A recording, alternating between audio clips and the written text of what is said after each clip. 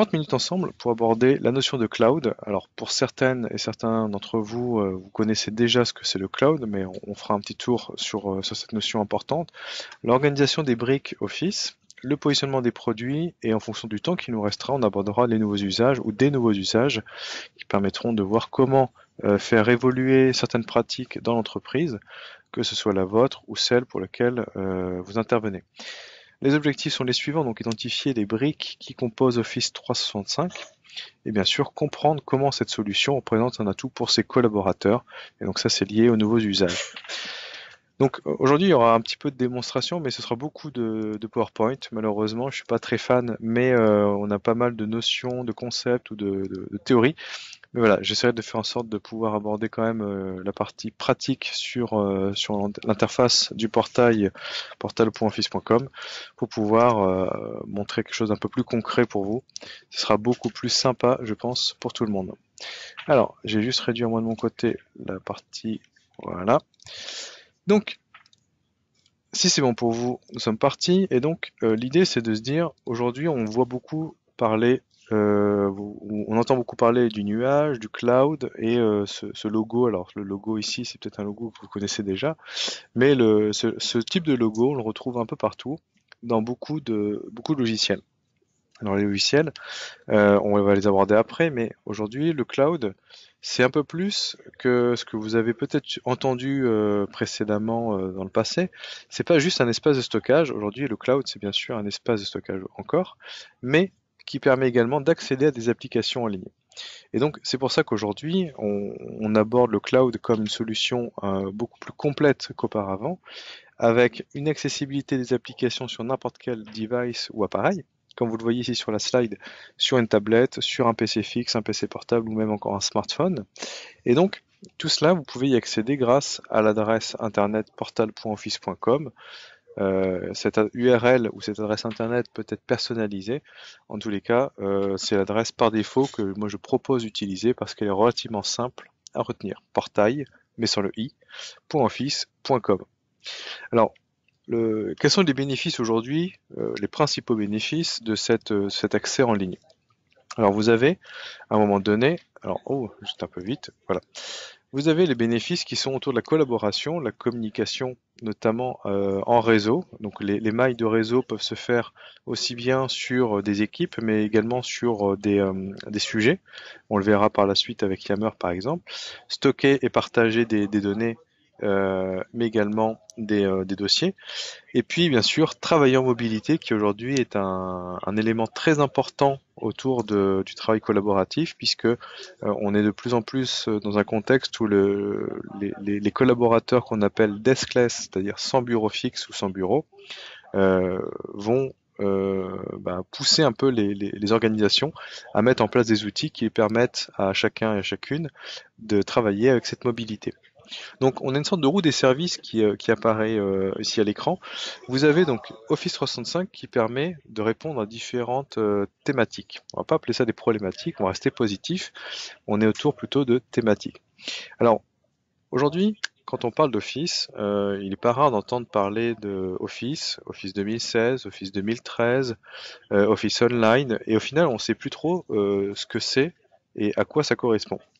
En fait, aujourd'hui, Office 365, c'est tout simplement un concept de licence qui permet d'accéder à des applications en ligne, donc la partie Office Online, et également qui permet d'accéder à un pack Office. Alors, traditionnellement, c'était le pack Office qui était acheté sur un CD ou un DVD, qui était installé localement sur l'ordinateur et qui permettait, pour le coup, d'accéder à un ensemble d'applications telles que Word, Excel, PowerPoint et d'autres applications encore. Hein. Vous avez Outlook, Publisher, selon le type de CD ou de DVD de licence que vous aviez acquis. Aujourd'hui, on retrouve bien dans ce concept Office 365 cette brique Office complète, qu'on va appeler aussi parfois client lourd, client riche. Voilà, c'est du vocabulaire qui est souvent abordé. Mais l'idée, c'est quand même de garder en tête que c'est la partie complète des applications. Alors, c'est pas en opposition, mais en complément. Vous avez également accès, puisqu'on l'a abordé juste avant avec la notion de cloud, à ces applications, mais sur un portail en ligne. Alors, pour montrer un petit peu le portail en ligne, vous avez un exemple ici que je vous affiche à l'écran, qui permet d'accéder à ces applications et vous voyez, vous retrouvez Outlook, OneDrive également, Word, Excel, PowerPoint. Et là, on est sur ce qu'on appelle un client léger. Toujours pareil, on va faire un peu de vocabulaire, mais c'est simplement pour centraliser un petit peu l'information et faire en sorte que tout le monde ait plus ou moins un même niveau de connaissance sur ce vocabulaire. Donc client léger ou client en ligne qui permet d'accéder, alors si j'ouvre Excel ici, vous avez l'interface, donc je suis sur un navigateur, ici c'est Mozilla, mais ça fonctionne également sur n'importe quel navigateur internet. Donc vous avez accès à l'application Excel en ligne. Vous pouvez créer un nouveau classeur et lorsque vous ouvrez un nouveau classeur, vous avez accès à l'application en mode ce qu'on appelle SaaS, c'est-à-dire comme un service, un logiciel, software as a service, comme un service. Et là, on parle d'un service en ligne et vous retrouvez une interface qui vous parle peut-être déjà si vous êtes utilisatrice ou utilisateur de, de Excel sur le PC avec les cellules, vous avez le ruban avec les fonctionnalités. Et là, on va retrouver environ, alors il n'y a pas de chiffre exact, hein, entre 40 et 50% de la version complète. Alors c'est un peu symbolique puisque l'idée, c'est de dire, sur cette version en ligne, on a un peu moins de la moitié de toutes les fonctionnalités. Cependant, pour allez, on va dire 80% des cas d'usage au quotidien, ça va répondre à la majorité de vos besoins. Et ça, c'est hyper important puisque non seulement vous avez accès à cette version en ligne, mais vous avez aussi peut-être la version complète. Mais avec cette version en ligne, vous pouvez répondre à 80% de vos besoins. Et ça, c'est pas rien. Ça permet d'éviter d'alourdir l'ordinateur, d'installer des logiciels, d'avoir une administration un peu trop poussée poste par poste. Mais on va voir ensemble que Office 365 va permettre de répondre aussi à certaines facilités, notamment donc dans le management d'IT simplifié et l'installation et la maintenance pour les postes. Alors ça va se compléter également avec Microsoft 365. Je vous invite à consulter le reste du MOOC puisque vous allez avoir de plus en plus de sujets de cours sur ce sujet. Cette convergence entre le système d'exploitation Windows et Office. Voilà, la parenthèse étant fermée maintenant, on va revenir un peu sur notre sujet qui est vraiment celui qui nous intéresse. Donc, Office 365, c'est des briques Office complet, la messagerie professionnelle avec Outlook, les outils de collaboration que l'on va aborder après, mais l'idée c'est bien, comme on l'a vu dans les bénéfices, de faciliter cette collaboration, un réseau social d'entreprise, des sites intranet, extranet. Alors, site internet, je pense que vous connaissez. Site intranet, c'est l'idée d'avoir quelque chose en ligne qui permet de communiquer, mais en interne. Et l'extranet, c'est communiquer ses propres informations qui sont parfois internes vers l'extérieur. On pourrait aussi appeler ça parfois un site institutionnel dans certains cas. Office 365 permet également de garantir la sécurité avec tout un système de protection et de confidentialité des données. Et puis on l'a vu tout à l'heure, un management IT simplifié avec un système de gestion par un portail d'administration. On l'a vu également, l'accès de n'importe où, depuis n'importe quel appareil connecté bien sûr, depuis un smartphone, tablette ou PC. Voilà pour ce petit tour d'horizon. Là on est vraiment sur la notion de cloud et de qu'est-ce que c'est finalement Office 365. Alors, si on prend un peu le système d'entonnoir, on va aller un peu plus en détail. Et donc, la slide suivante va permettre de regrouper finalement les usages et donc les applications associées. Alors, ici, vous avez une liste de thématiques qui permettent d'utiliser Office 365 dans des contextes qui peuvent être un peu différents.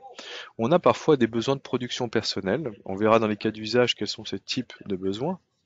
Vous avez des besoins en communication. Entreprise, aujourd'hui, c'est pas rare d'entendre qu'on a besoin de communiquer ou de faciliter ou d'améliorer la communication. On a besoin de stocker, de chercher des documents, mais également de les partager, parce que c'est pas le tout aujourd'hui, de collaborer en s'envoyant des emails. On verra qu'il y a des nouveaux usages qui apparaissent. La collaboration de façon beaucoup plus élargie, en interne, mais également avec l'externe. Et puis, on a parfois aussi besoin d'applications professionnelles. Et aujourd'hui, Office 365 permet de répondre à toutes ces thématiques de besoins, puisque On retrouve dans le positionnement, pour la production personnelle, son calendrier, People qui est l'outil de gestion de contacts, les tâches ou avec les tasks de Microsoft Outlook. On retrouve également toutes les briques concernant la production bureautique traditionnelle, Word, Excel, PowerPoint, OneNote, etc. Et on a un petit nouveau qui s'appelle To-Do, qui est une évolution des tâches de Outlook Tasks, désolé pour mon accent, et qui va permettre d'avoir une application complètement dédiée sur la gestion des tâches. Pour revenir sur la deuxième thématique, la communication. Aujourd'hui, la communication, on entend beaucoup la partie téléphonique et la partie mail, mais aujourd'hui, on va élargir toute cette communication à d'autres moyens de communication. On retrouve la brique mail Outlook, mais également SharePoint, et on l'a vu tout à l'heure, un site intranet, c'est un moyen de communiquer avec ses collaborateurs, extranet avec d'autres personnes en dehors du groupe ou de l'organisation. On retrouve également Sway, qui est une façon de communiquer de façon un peu plus ludique et visuelle, en intégrant bien sûr des images comme un diaporama, mais de façon un peu plus interactive. On peut y intégrer des cartes Bing Maps ou Google Maps. On peut y intégrer d'autres types de contenus avec des vidéos, des liens, etc. On peut faire un diaporama photo, par exemple, à l'intérieur de son Sway. Donc là, je vous invite également à vous rapprocher. Il y a un très bon cours sur la plateforme du MOOC. Vidéo, qui est traditionnellement un espace de stockage et de diffusion vidéo un peu simplifié plutôt. Et Stream, qui est l'évolution de vidéo, de Microsoft Vidéo, qui va permettre de gérer aussi bien des chaînes, des canaux et la diffusion de vidéos. On verra tout à l'heure dans l'usage. Et on retrouve bien sûr Skype for Business ou Skype Entreprise, qui est l'évolution professionnelle de Skype personnel que vous avez peut-être déjà eu l'occasion d'utiliser, qui permet de communiquer, mais on verra qu'il ne fait pas que ça. Le stockage, la recherche et le partage avec OneDrive, l'espace qu'on appelle nominatif et individuel de stockage, qui permet également de partager, mais c'est un espace nominatif. SharePoint, qui permet bien sûr de stocker dans les bibliothèques de documents, mais également de partager des données du type liste personnalisée, un calendrier partagé. On verra qu'il peut y avoir beaucoup d'autres éléments partagés sur SharePoint. Et Delve, qui est un outil un peu moins connu, qui permet de centraliser dans un agrégateur de contenu affiché les recherches que vous allez pouvoir réaliser. On va prendre l'exemple de Delve. Hop, je me mets sur le portail, je reviens avec la gaufrette en haut à droite, à gauche, pardon, sur toutes mes applications. J'ai un peu vite parce que c'est pas l'objectif principal. Je vais lancer Delve. Et là, l'idée, c'est que sur une interface qui aujourd'hui est principalement en ligne, mais vous retrouverez la possibilité de télécharger l'application Delve sur le PC. Donc c'est toujours cette nuance entre version en ligne, online, et la version riche, c'est-à-dire la version sur le PC. Vous aurez le moteur de recherche, somme toute très classique, et lorsque vous allez taper un mot-clé, vous allez avoir les résultats qui vont... Alors non, excusez-moi, j'étais un peu vite, voilà, je n'ai pas tapé de mot-clé. Hop, je tape le mot-clé MOOC, j'appuie sur la touche Entrée, et là je vais avoir tous les documents dans mon OneDrive, mais également dans les espaces SharePoint à laquelle j'ai accès, qui vont s'afficher. Et par un système, on va appeler ça d'étiquettes et de panneaux, vous allez pouvoir créer un panneau qui va regrouper tous les éléments d'une recherche sur une thématique en particulier. Prenez l'exemple, vous avez un petit projet sur lequel vous êtes en train de travailler. Alors par exemple là, il s'appelle projet A. Vous faites une recherche, MOOC. Vous trouvez un document qui concerne ce projet. Vous pouvez l'attacher à un panneau et lui mettre l'étiquette projet. Hop. A. À partir du moment où vous ajoutez l'étiquette, vous le retrouverez sur le panneau projet A qui avait été créé au préalable. Donc là, l'idée, c'est d'avoir vraiment cet agrégateur de contenu pour éviter de multiplier les recherches à différents moments. Vous avez juste à retrouver le panneau. Voilà pour Delve, c'est un outil très intéressant en termes de recherche et de centralisation de l'information finalement. La collaboration, fer de lance des outils Microsoft aujourd'hui avec Office 365, avec Yammer, le réseau social d'entreprise, mettre en relation par un réseau des humains, donc l'aspect réseau social, d'entreprise, avec des critères qui sont principalement liés à l'organisation. On verra que Yammer va évoluer aujourd'hui de plus en plus vers une ouverture vers l'extérieur. C'était déjà le cas depuis un petit moment, mais de plus en plus sera poussé vers l'extérieur, ce qui permettra d'inclure sur des réseaux externes des personnes pour communiquer, collaborer, tant sur du produit marketing par exemple, ou bien tout simplement sur la gestion de projet. C'est pas un outil de gestion de projet, mais vous verrez qu'on peut faire quelques éléments, quelques tâches intéressantes en termes de production et de collaboration. On retrouve bien sûr SharePoint, Teams, qui est aujourd'hui le, le produit phare de la collaboration chez Microsoft, avec notamment cette interface commune qui permet de regrouper l'accès à un certain nombre d'applications, dont ceux dont on a besoin, aussi bien dans la collaboration, mais également dans la communication, puisque Skype Entreprise s'intègre parfaitement avec Teams. Planner, l'outil de distribution et de suivi des tâches au quotidien. Et là, on va faire une grosse différence avec To-Do. To-Do, ou Task, c'est pour soi. Planner, on est plutôt sur une orientation collaborative. Chacun alimente ses tâches, fait le suivi de ses tâches, et la personne qui est en charge de piloter ça peut avoir un tableau de bord en temps réel sur l'avancée des tâches. Il n'y a pas de, c'est pas un outil de gestion de projet à part entière, mais on peut en faire quand même pas mal de choses en termes de gestion de projet. Forms, vous avez besoin à un moment donné de faire du sondage, de l'évaluation. Forms permet de refaire tout ça par un formulaire qui permettra de regrouper toutes les réponses sur un tableau Excel et donc d'en faire une exploitation pertinente par la suite. Et puis on retrouve ce petit Skype for Business entreprise qui, comme je vous l'ai dit précédemment, permet de communiquer par le chat ou par l'audio ou la visio, mais également de collaborer puisque vous pouvez partager un écran, ce que je suis en train de faire actuellement avec vous tous, mais également vous pouvez produire, coéditer des documents avec Skype for Business. Enfin, dernière brique ou thématique, vous avez les applications très orientées en termes professionnels. Power BI, l'outil de gestion des rapports, mais également qui permet de générer des tableaux de bord, des requêtes sur ces tableaux de bord à partir d'une base de données qui peut être très importante. Quand je dis une, c'est plutôt plusieurs. On peut le faire sur plusieurs bases de données en même temps. Power Apps, outil de création click and drop, je sais plus comment on dit, non, drag and drop, et avec des simples clics, on peut créer des applications mobiles qui peuvent être diffusées et également utilisées par n'importe quel utilisateur Android et iOS. Flow, un connecteur. La connexion, on va le voir par la suite, c'est dire j'ai une action ou un déclencheur. Par exemple, je reçois un mail avec une pièce jointe. Pour des questions d'archivage, j'ai besoin que tous les mails avec les pièces jointes soient stockés sur un espace cloud, OneDrive, SharePoint, ou même en dehors de Microsoft. Eh bien, je vais, à partir d'un déclencheur, créer une action. Et par celle-ci, ça va être stocker ou faire une copie de la pièce jointe dans mon espace cloud. Donc, vous verrez, il y a plein de modèles qui existent. C'est plutôt amusant de tester ça. Ça permet de gagner du temps. On verra qu'il y a aussi des éléments de connexion liés à la e-réputation, la réputation en ligne, à partir d'un hashtag de Twitter. Je voudrais centraliser dans un tableau Excel tous les hashtags concernant ma société qui ont été tracés. Voilà, c'est ce type de connexion que vous pouvez faire.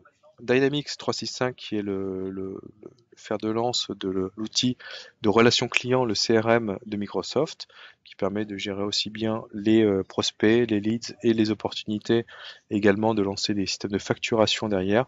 C'est un outil très complet, sur lequel je ne suis pas du tout expert, mais qui permet quand même de découvrir cette application. Et puis StaffHub, le petit dernier, qui répond à la grosse problématique de la mobilité, en termes de gestion de planning, mais également de communication finalement, tout en étant à distance ou en étant sur différents sites sans bureau fixe.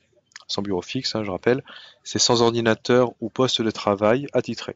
Prends l'exemple, vous faites partie d'une chaîne d'hôtels, vous avez des collaborateurs dans différents hôtels qui n'ont pas de bureau.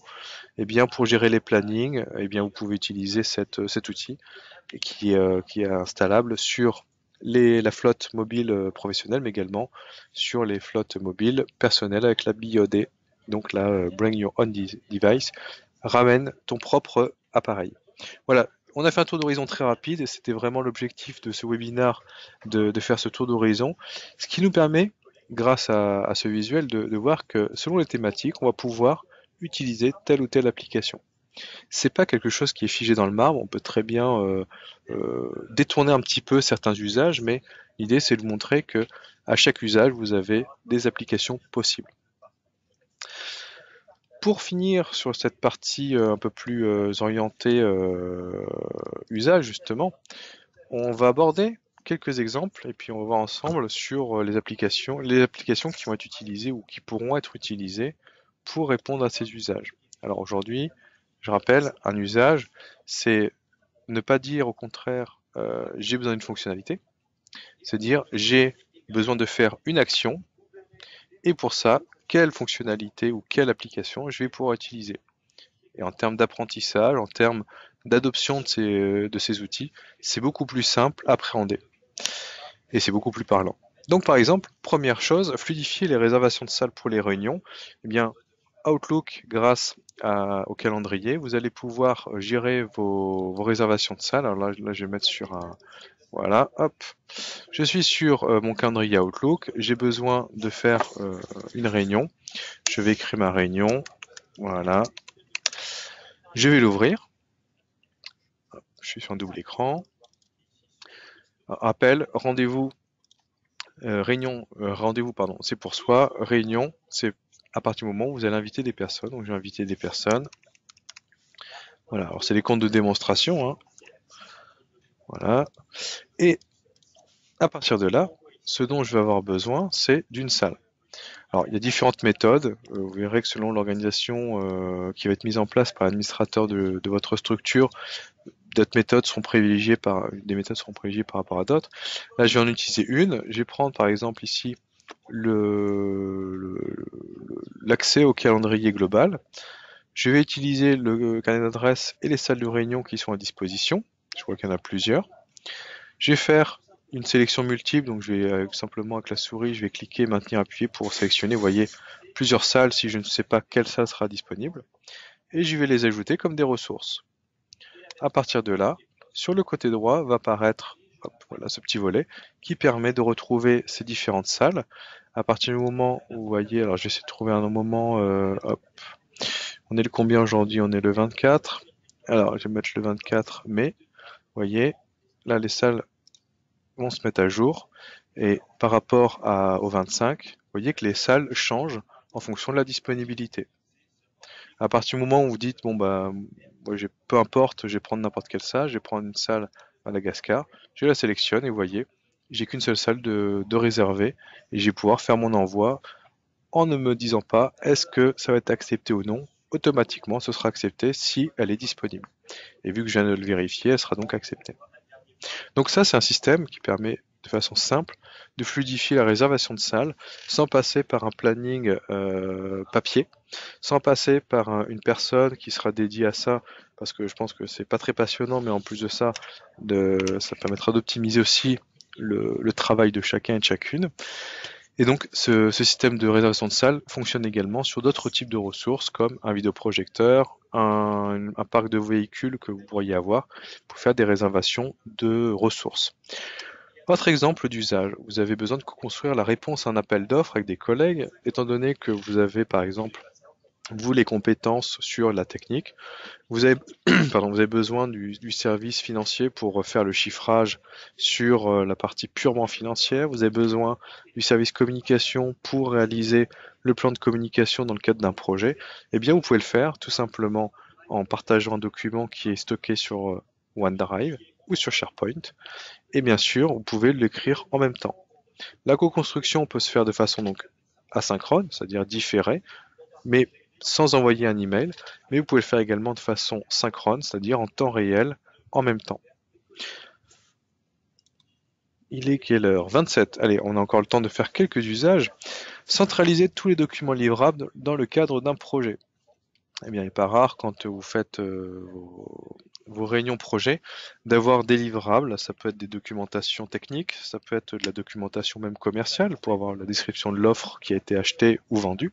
Vous pouvez avoir besoin d'avoir des livrables un peu plus spécifiques, de la documentation, des guides. Et bien tous ces documents, vous pouvez les stocker via Project, l'outil de gestion de projet, dans un espace SharePoint, donc dans une bibliothèque de documents pour lequel toute l'équipe projet pourra avoir un accès. Et cette équipe projet peut être composée de personnes internes uniquement, mais également peut être ouvert vers l'extérieur dans le cadre d'un projet avec beaucoup plus de partenaires ou de fournisseurs qui auraient accès, qui auraient besoin d'accéder à ces documents livrables. Vous voyez, là, on a commencé à voir un petit peu quelques usages avec des applications. On a vu Outlook, on a vu donc calendrier, on a vu le stockage OneDrive, SharePoint, mais également la coédition en ligne avec Word, Excel, PowerPoint. Centraliser tous les documents avec Project et SharePoint. Coordonner la mise en place d'un événement avec des acteurs à distance. Vous êtes en train de préparer l'anniversaire de votre structure. Vous avez invité des personnes de différentes BU ou succursales qui sont réparties un peu partout en France ou dans le monde. Vous souhaitez coordonner cet événement exceptionnel et 10 ans avec ces acteurs. Eh bien, vous pouvez le faire avec Skype Entreprise en termes d'échanges et de communication verbale, mais également, comme on l'a vu tout à l'heure, vous pouvez commencer à préparer un rétro-planning via les applications qui seront partagées ou bien un partage d'écran si une personne en particulier s'occupe de centraliser, on va dire, la documentation. Vous pouvez également consulter ou récolter l'avis des collaborateurs pour choisir le nom d'un nouveau produit. Impliquer, on sait aussi impliquer certains collaborateurs ou l'ensemble des collaborateurs dans les décisions qui peuvent être plus ou moins stratégiques de l'entreprise. Ça facilite la façon de travailler et ça donne une dynamique d'entreprise un peu plus intéressante, notamment côté collaborateur. Eh bien, pourquoi ne pas demander l'avis ou récolter justement cet avis via un sondage. Le sondage peut être fait via mail. C'est un peu traditionnel, mais c'est un peu comme on dit has-been en termes d'usage. Aujourd'hui, vous avez d'autres outils. Vous avez le sondage sur Skype. Vous avez également le sondage via l'outil Forms que je vous ai présenté tout à l'heure, qui permet de faire des formulaires. Communiquer rapidement auprès de tous les collaborateurs sur les actions internes de l'entreprise. Prenons l'exemple, le patron d'une grosse entreprise a besoin de s'adresser à l'ensemble des collaborateurs pour féliciter des bons chiffres de la société, pour annoncer par exemple l'ouverture d'une nouvelle succursale ou d'une nouvelle business unit, pour annoncer un partenariat important qui va améliorer le fonctionnement ou le business de l'entreprise. Eh bien, le patron peut très bien communiquer rapidement avec tous ses collaborateurs sur le réseau social Yammer. Alors, j'ai parlé du patron, mais ça peut être de façon un peu plus locale, hein. Vous avez un manager qui a besoin de communiquer de façon un peu informelle sur les nouveautés ou les nouvelles sorties produits. Eh bien, le manager, dans le cadre d'un groupe Yammer, va centraliser cette information auprès des collaborateurs membres du groupe. Ça peut être son équipe, ça peut être des équipes, des membres d'équipes autres, mais va limiter cette communication pour le coup à tous les membres de ce groupe. Donc ça, c'est un autre type d'usage. J'en ai préparé quelques-uns. Maintenant, il est déjà 12h30. Le temps passe très vite, surtout quand on fait que parler. Pour le coup, je vais tout simplement vous présenter la slide ici. Donc la slide, c'est vous proposer par le biais donc de votre espace MOOC la possibilité d'évaluer. Donc vous avez votre prénom, l'accès à voir mon compte, et vous avez dans l'onglet cours l'ensemble des sujets que vous venez de suivre. Alors, il faudra peut-être attendre 1 ou 2 minutes le temps que je valide toutes les présences, mais vous aurez le bouton évaluation au niveau de votre webinaire qui vient d'être suivi, et cela vous permettra de laisser l'évaluation. Alors, le gros intérêt pour nous, et je vous le cache pas, c'est un intérêt principalement pour nous qui permet de voir comment améliorer aussi bien le contenu que la forme au niveau de ces sessions. Je vous invite également à consulter l'ensemble des cours qui sont disponibles sur la plateforme, puisqu'elle vous permettra d'accéder à d'autres sujets plus spécifiquement si vous avez un besoin sur OneNote, si vous avez un besoin sur Power BI, etc. Et pour le coup, de la même façon, après avoir suivi une session ou plusieurs sessions, vous pouvez évaluer chacune d'entre elles au moyen de cet espace stagiaire ou espace participant. Voilà, je vais avoir la gorge sèche, donc je vais pouvoir vous laisser. Je vous remercie dans tous les cas de votre participation à ce webinaire, en espérant que ça ait pu éclairer certaines lanternes sur le positionnement des produits, sur comment potentiellement utiliser les outils. Et puis, je vous invite à faire bon usage de tous ces outils collaboratifs, de communication, de production. Et on aura peut-être l'occasion d'échanger de façon un peu plus interactive, parce qu'effectivement là c'est terme muet, sur un sujet ou un autre, si vous vous inscrivez sur une session.